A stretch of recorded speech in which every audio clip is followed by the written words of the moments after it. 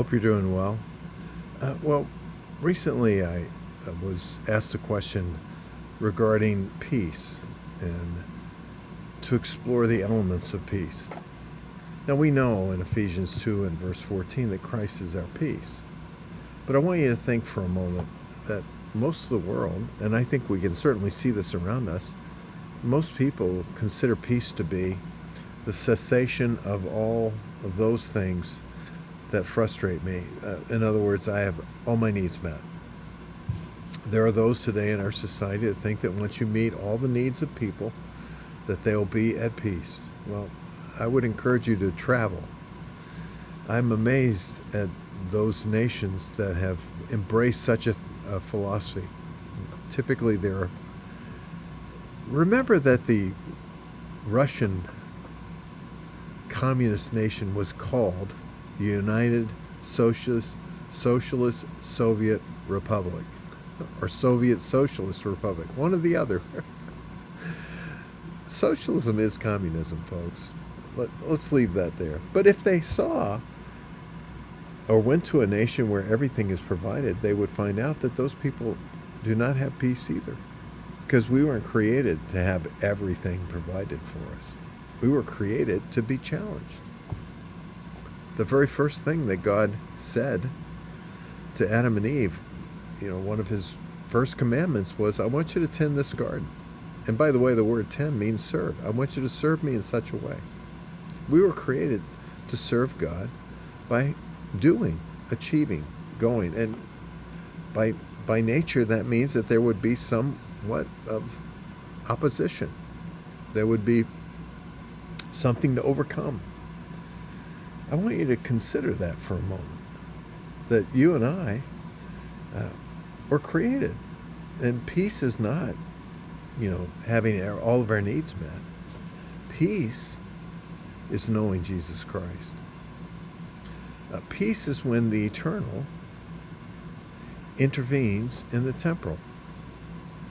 Peace is when you realize that God, the eternal God, the creator of heaven and earth, the God who is in heaven, that he knows your needs before you even ask in Matthew 6:8, and that he knows your needs in Matthew 6:32.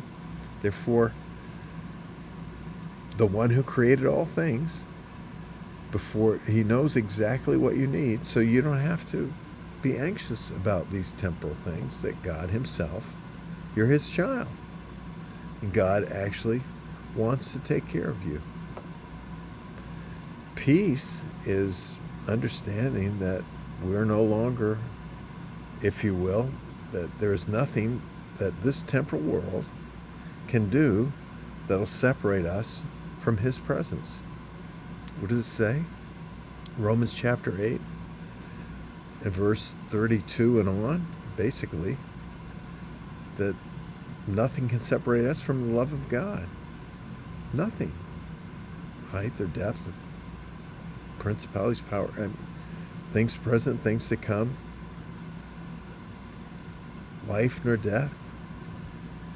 I'm convinced, Paul says, that nothing will separate me from the love of God. More than conquers over time. God designed us to know him. God designed us to have a peace, as is Philippians 4 and verse 7, that passes understanding, meaning that we don't have to understand how things are going to work out. We know the one who works all things together for good. Peace is not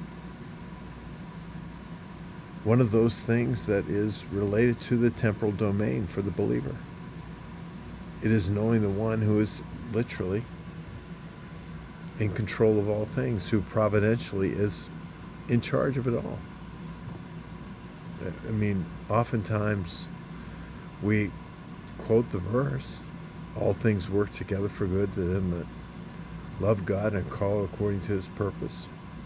And what does it say in verse 29? That God predestinated us, that we would be conformed to his very image. In Romans 8:29.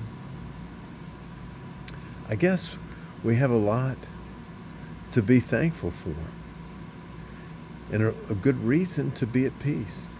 By the way, didn't Jesus say, I'm leaving for you my peace? This is something you're not going to get in the world, that the world isn't going to give this to you, that you don't find this on a temporal level. This is an eternal peace. It's my peace. I leave it to you.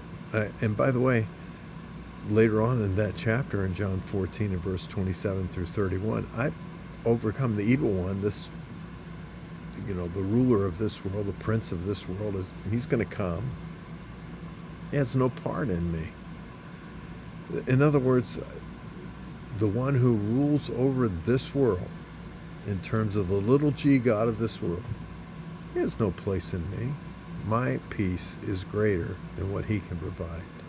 Now, we get in trouble if we sell out to what this world can give us.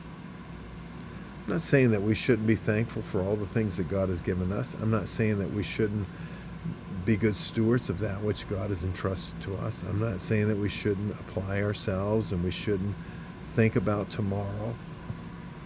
But we should always think about it with an eye towards Christ himself. That whatever comes our way, that he is greater than what has happened on a temporal level.